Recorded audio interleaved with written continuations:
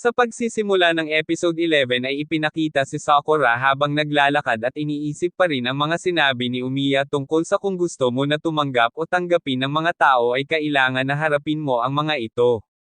Pagkatapos ay ipinakita sila Nere at Hayato na sinabayan siya sa kanyang paglalakad at binati siya ng magandang umaga. Nagulat naman siya sa mga ito pagkatapos ay tinanong niya kung kanina pa daw ba nila siya sinusundan, tanong pa nito. Sumagot naman ang mga ito at sinabi na kanina pa daw nila ito tinatawag ngunit para daw siyang wala sa kanyang sarili, dagdag pa nito. Sinabihan naman siya ni Sakura kung ano daw ba ang nakakatawa at sinagot naman siya nito na wala lang daw dahil nakakatuwa lang daw siyang tignan, sabi pa niya. Habang sila ay naglalakad ay sinabihan niya si Sakura na wag na daw itong mahiya, pagkatapos ay sinagot lang siya nito na iwanan na lang daw nila ito ng mag-isa. Dito ay sinabi naman ni Nere na kung bakit daw kaya nakatingin sa kanila ang ibang mga estudyante. Sinagot naman siya ni Hayato na siguro ay yung dahil nga daw sa nangyari kahapon tungkol sa away na naganap sa Lion's Head, sagot lang nito. Pagpasok ni Sakura sa kanilang classroom ay nagulat siya dahil sinalubong siya ng mga estudyante at sinabi na sa wakas ay dumating na daw siya. Naglapitan sa kanya ang mga ito at nagtanong ng tungkol nga sa naganap sa Lion's Head at sinabi na ikwento daw niya ang mga nangyari. Sinabi naman ni Hayato na tama nga ang kanyang hinala na iyon nga daw ang hinihintay ng mga ito kaya naman daw pala nakatingin sa kanila ang mga ito. Pagkatapos ay itinuro ni Sakura si Hayato at sinabi na siya na daw ang bahalang magsabi sa kanila ng mga nangyari. Napatingin lang siya sa sinabi nito at pagkatapos ay tumingin ito kay Nere at sinabi na siya na daw ang bahalang magsabi sa kanila ng mga nangyari. Wala siyang ibang pagpipilian kaya naman noong napatingin siya sa mga ito ay sinabi na lang niya na sasabihin daw niya ang lahat ng mga nangyari. Dito ay ipinakita na nilapitan sila ni Chugera at sinabi din niya na gusto din daw niya na marinig kung ano ang nangyari kahapon at pagkatapos ay ininom niya ang hawak niyang baso at sinabi na masarap daw talaga ang banana-flavored shake. Tinanong niya si Nere kung sino daw ba ito at sinagot naman siya nito na siya daw ay si Chugera. Sinabi din niya na malakas din daw ito at may kukumpara daw niya ang lakas nito kanila Shugishita at Hayato, dagdag pa niya. Dito ay tinawag niya si Hayato at sinabi na hindi pa daw nito nasasagot ang tanong niya kahapon at pagkatapos ay sinagot naman siya nito na sinabi naman daw niya na hindi daw nito masasagot ang tanong niyang iyon. Dito ay tinanong naman siya ni Nere kung magkakilala na daw ba sila, pagkatapos ay sinagot lang niya ito nang sa palagay daw niya ay oo. Pagkatapos ay tinawag niya si Sakura at dito ay seryoso niya itong tinanong kung ano daw ba ang masasabi nito sa kanyang katawan.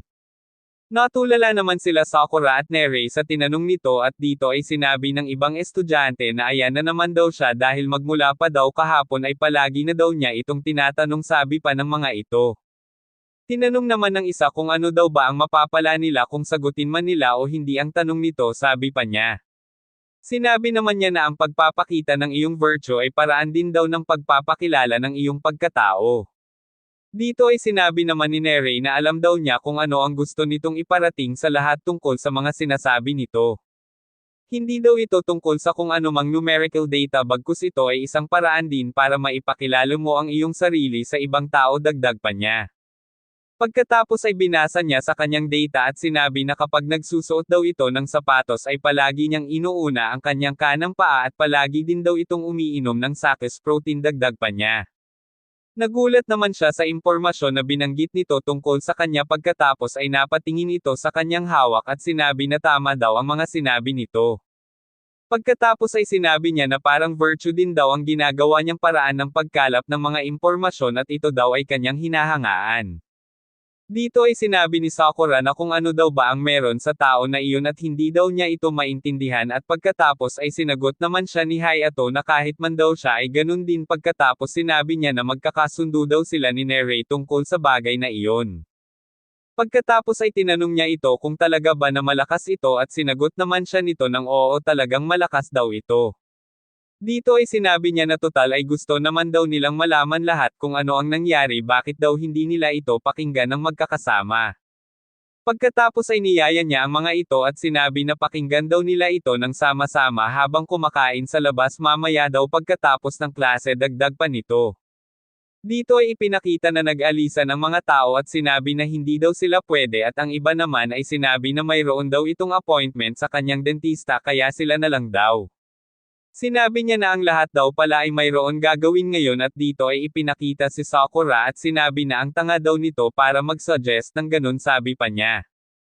Pagkatapos ay ipinakita na dumating si Shugishita at ito naman ay agad din niyang niyaya kung gusto daw nitong sumama ngunit hindi pa ito natatapos magsalita ay umalis na ito. Pagkatapos ay sinabi niya na kung ganoon daw ay wala na silang ibang option kundi silang apat na lang daw sabi pa niya at doon na lang daw sila magkita sa paborito niyang kinakainan dagdag pa niya. Sa eksenang ito ay ipinakita na dumating na sila sa restaurant na sinabi nito at dito ay ipinakita si Nerei na nagulat dahil nalaman niya na ito pala ang paborito nitong restaurant na puntahan. Dito ay ipinakita na tinawag sila ni Chugera at naitanong naman ni Sakura na kung mayroon daw ba sila na masarap na makakain sa ganitong klaseng restaurant sabi pa niya. Pagkatapos ay ipinakita niya ang mga menu at sinabi pa niya na ang mga pagkain daw dito ay masustansya dahil hindi sila dito gumagamit ng harina at siya na daw mismo ang nagsasabi na masasarap din daw ito. Sinabi naman ni Sakura na mukha daw itong masarap dahil sa larawan daw nito at sinabi naman sa kanya ni Hayato na nakakatuwa naman daw ang pagiging simple nito at sinabi na okay na daw sa kanya ang tubig lang. Pagkatapos ay sinabihan niya si Sakura na total ay mahilig din itong kumain kaya talagang bagay daw sa kanya ang mga ganitong pagkain. Sinagot naman niya ito na hindi naman daw siya mapili pagdating sa pagkain kaya okay lang daw sa kanya kahit ano pa yan dagdag pa nito. Dito ay bigla niyang sinabihan si Sakura na kung ganoon daw ay hinahamon niya ito ng isang laban at pagkatapos ay ipinakita na nagulat silang lahat sa sinabi nito. Sinabi niya na hindi pa daw niya nakakalimutan ang sinabi nito noong nakaraang araw na gusto daw niyang maging pinakamalakas sa lahat. Dahil hindi daw niya sasabihin ang ganon kabigat na mga salita kung wala daw itong matibay na dahilan at iyon daw ay gusto niyang malaman kung ano daw iyon. Marahil ang pagiging tahimik din ay isang virtue din daw ngunit sa kasong iyon ay gusto daw niya na sabihin daw niya sa kanya kung ano iyon gamit ang kanyang sariling kamao nito. Pagkatapos ay naalaala niya ang sinabi ni Umiya na ang pakikipaglaban din daw ay isang paraan ng pakikipag-usap kaya napangiti siya at sinabi na mukhang masaya daw ang gusto nitong mangyari sabi pa niya. Sa eksenang ito ay ipinakita na dumating si Kiryu na mayroon kasamang babae at nang makita sila ay sinabi nito na coincidence daw na nandoon din daw sila. Naalaala naman ni Sakura ang itsura nito na palagi daw na nasa likod lamang at nang makita nito na magkahawak ang kanilang kamay ay bigla itong nahiya. Pagkatapos ay tinawag siya ni Chugera at sinabi na kung gusto daw nito na dito na lang daw sila maupo sa kanilang mesa, ngunit sumagot lang ito na titignan daw niya kung pwede.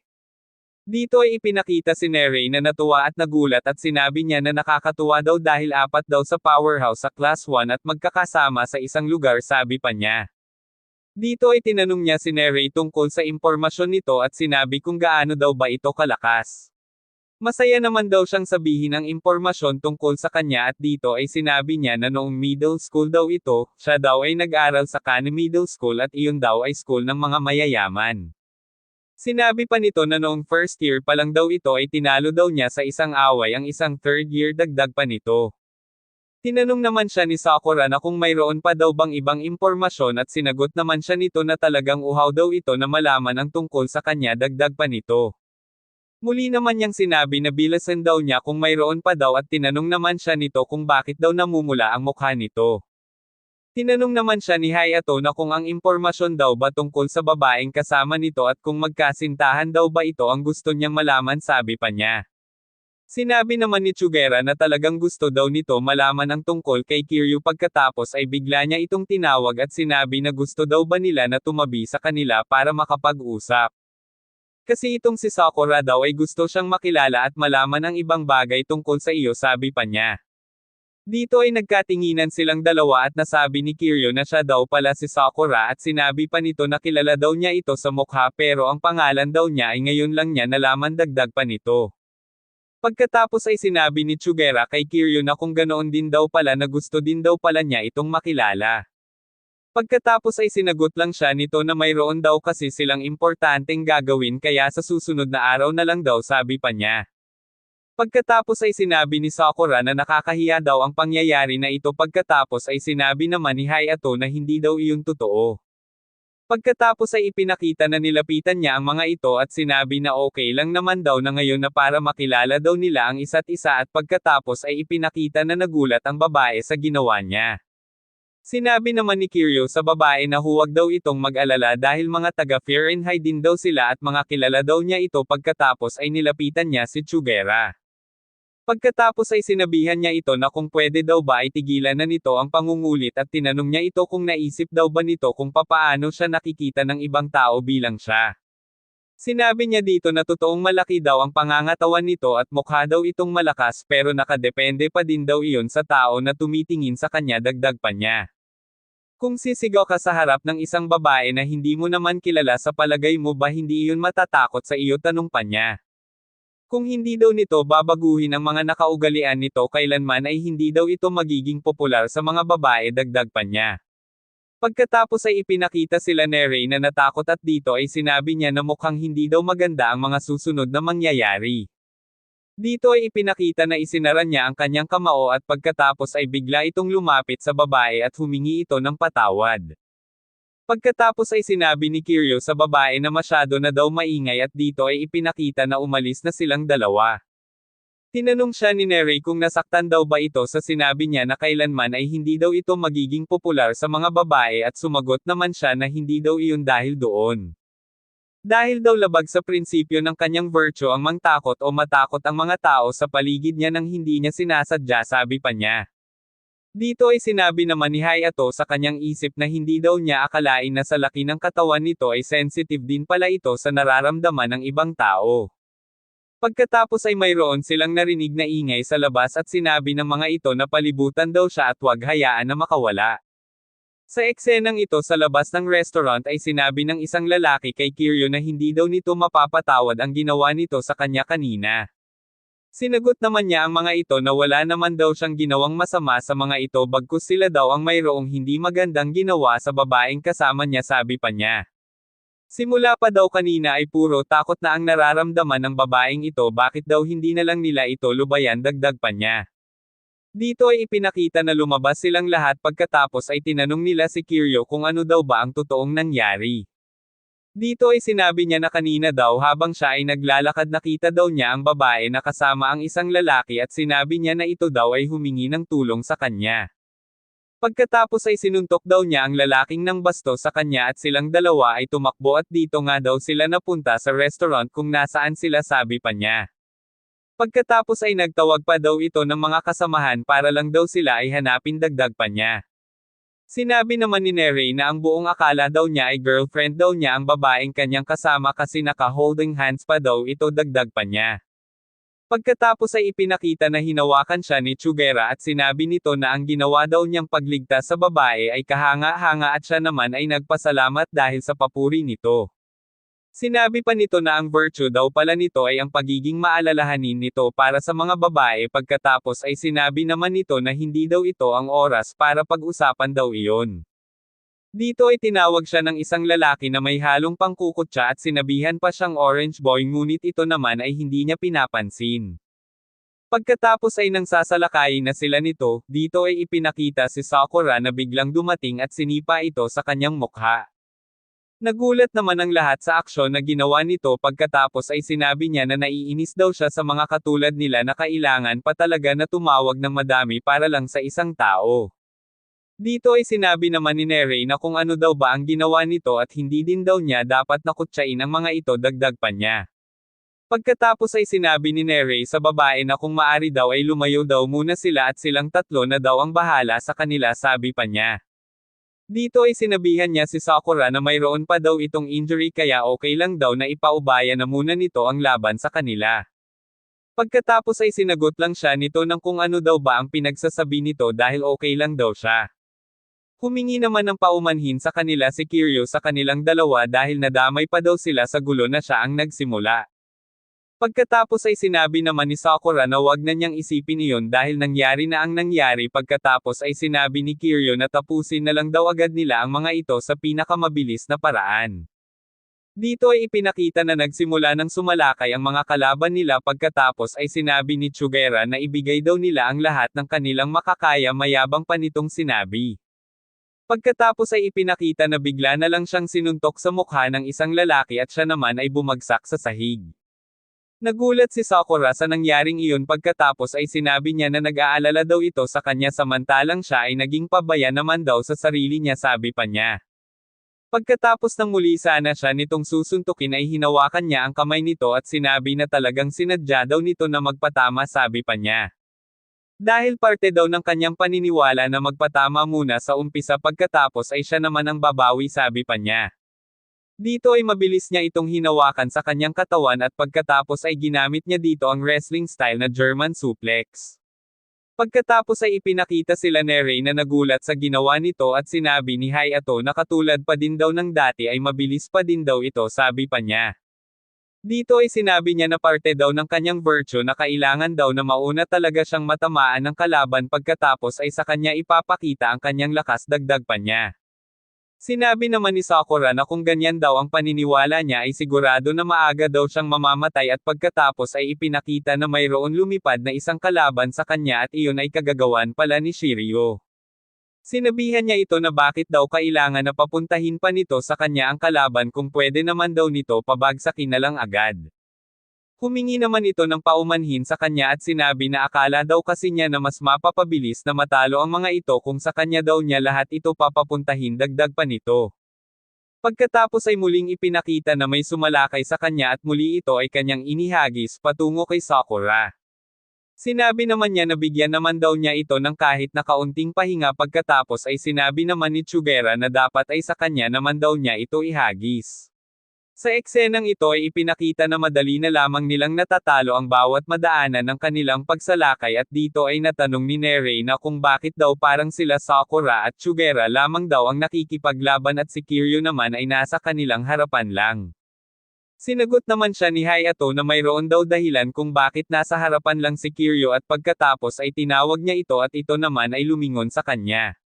Sinabi niya dito na wag daw nito isipin ang tungkol sa kanila dahil alam daw nito na binabantayan nito ang lahat ng nagtatangka na lumapit sa kanila. Ipagkatiwala daw niya sa kanya ang pagbantay sa babae at kay Nerei at mag-focus na lang daw ito sa mga kalaban, sabi pa niya. Sumagot naman ito ng sige at nagpasalamat sa kanya at pagkatapos ay may sumalakay patungo sa direksyon nila Hayato, ngunit ito naman ay madali lamang niyang napabagsak. Pagkatapos ay ipinakita si Sakura at dito ay naunawaan na niya kung bakit hinahagis ni Kiryu sa kanya ang mga kalaban. Ito ay para pala maprotektahan at hindi makalapit sa kanila Nerei ang sino man na magtatangka na lumapit. Dito ay may biglang sumalakay patungo kay Kiryu ngunit ito naman ay mabilis na napansin ni Sakura at ang mga ito ay kanyang sinipa. Pagkatapos ay sinabi niya dito na ayos lang daw na papuntahin niya sa kanya ang lahat ng mga kalaban at nagpasalamat naman ito at sinabi na ang bait naman daw nito. Sinabi lang niya na hindi daw para sa kanya ang ginawa niya kundi para mapabilis ang laban at para hindi makalapit ang mga ito kanila Nerei. Dito ay sinabi naman ni Chugera na wag naman daw niyang sarilinin at ihagis din daw nito ang iba sa kanya. Sa eksenang ito ay ipinakita na natalo na nila ang lahat ng kanilang mga kalaban at dito ay sinabi ni Sakura na mahihina lang naman pala ang mga ito at umaasa lang daw sa bilang ng dami nila. Sinabi naman ni Kiryu na dahil daw sila ay malalakas kaya mabilis daw nila itong natalo pagkatapos ay sinabi ni Chugera kay Sakura na siya na daw ang sumigaw ng moto ng Fahrenheit. Sinabi pa nito na ang pagsigaw daw ng kanilang moto pagkatapos ng laban ay ang isa sa pinakamagandang experience, dagdag pa nito. Sinagot naman siya ni Nerei na dahil siguro ay bago pa lang si Sakura dito ay hindi pa niya ito alam at sinagot din niya ito na kung ganoon daw ay siya na lang daw ang gagawa. Pagkatapos ay isinigaw niya na kung sino man daw ang manggulo o gumawa ng masama sa lugar na ito ay hindi mapapatawad ng Fahrenheit. Sinabihan naman siya nila Hayato at Nerei na hindi naman daw kailangan na ganun kalakas dahil daw masakit sa tenga, sabi pa nila. Pagkatapos ay ipinakita si Sakura na naalaala niya noong minsan na napalaban sila nila Hirogi ay isinigaw din niya iyon noong natapos na ang laban, sabi pa niya. Dito ay sinabihan ni Kiryu ang isang lalaki at sinabi nito na huwag na ulit gumawa ng hindi maganda sa lugar na ito at bagkus ay gamitin nila ang kanilang lakas para sa kabutihan, sabi pa niya pagkatapos ay pinaalis na niya ang mga ito. Dito ay sinabihan ni Kiryu ang babae na okay na daw ang lahat at hindi na daw siya guguluhin ng mga iyon at pagkatapos ay ipinakita na nagpasalamat ang babae sa kanya. Nagpaalam na ito na aalis na at muli ay nagpasalamat ito sa kanila at dito ay sinabi ni Kiryu kay Sakura na alam daw niya na malakas talaga ito mula noong nakita daw niya ito na nakipaglaban kay Shugishite, sabi pa niya. Pagkatapos ay sinabi niya dito na malaki daw ang potential niya para maging top class at mabuti daw ay nakita niya ngayon ang husay nito bago dumating ang botohan para sa grade captain, dagdag pa nito. Dito ay nagtaka naman si Sakura sa sinabi nito at halatang hindi niya naintindihan ang ibig nitong sabihin. Pagkatapos ay sinabi niya kay Sakura na kung pwede daw nito makuha ang contact info nito, pagkatapos ay sinabi din ni Nerei na gusto din daw nito makuha ang contact nito. Dito ay sinabi ni Sakura na kung papaano daw ba iyon makikita sa kanyang cellphone, pagkatapos ay sinabi ni Kiryu na tutulungan daw niya ito na hanapin. Inilagay niya ang contact number at dito ay nagtaka siya dahil isang contact number lang daw ang nakasave sa cellphone nito at ang number na nakasave pa daw ay sa weather broadcast. Hinawakan siya sa balikat ni Hayato at tinanong naman niya ito kung ano daw ang problema sa contact niya, pagkatapos ay ipinakita ang tatlo na nagtatawanan at sinabi pa nito na simula daw ngayon ay kay Sakura na sila magtatanong ng tungkol sa lagay ng panahon, sabi pa ng mga ito. Sa eksenang ito ay ipinakita na tinitignan niya ang kanyang cellphone nang biglang lumapit sa kanya si Koteha at siya naman ay biglang nagulat at nabitawan ang kanyang cellphone. Sinabihan niya ito na huwag daw itong manggulat at pagkatapos ay dinampot nito ang kanyang cellphone at nakita niya kung ano ang tinitignan nito kanina pa.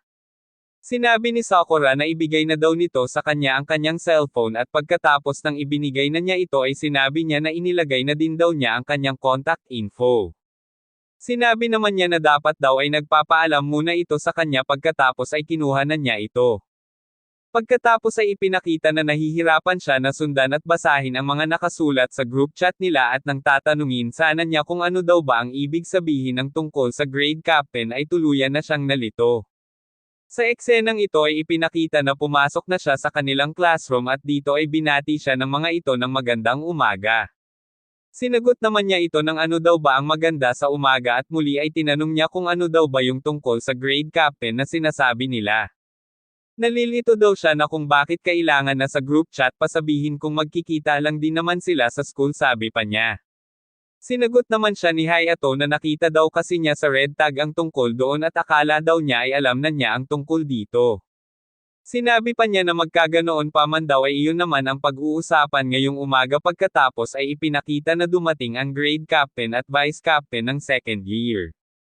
Sinabi ni Sakura na natatandaan daw niya ang mga iyon at dito ay ipinakita si Nerei na natuwa at sinabi na nandito na daw ang mga celebrity ng second year high na sila Enomoto Takeshi, si Kusumi Yuto at si Koji Ren. Dito ay ipinakita na napatingin si Sakura kay Koji at sinabi niya na kung ano daw kaya ang meron sa tao na iyon. Pagkatapos ay sinabi ni Takeshi na magkakaroon daw ng grade captain sa class nila at kailangan na mag-decide daw sila kung sino ang kanilang pipiliin. Ang grade captain daw ang magiging class coordinator at hahawak sa buong class section at responsibilidad daw nito kung ano man daw ang magiging problema, dagdag pa nito. Wala daw siyang pakialam kung ito man ay voluntaryo o dadaanin nila sa pilian, basta ang importante ay mayroon silang maging grade captain. Pagkatapos ay ipinakita si Sakura at sinabi na parang katulad din daw pala ni Umiya ang grade captain na top dog, ngunit sa klase na ito lang daw. Sa eksenang ito ay ipinakita na nagtaas ng kamay si Hayato, pagkatapos ay tinanong siya ni Chugera at sinabi na kung mag-volunteer daw ba ito sa kanyang sarili.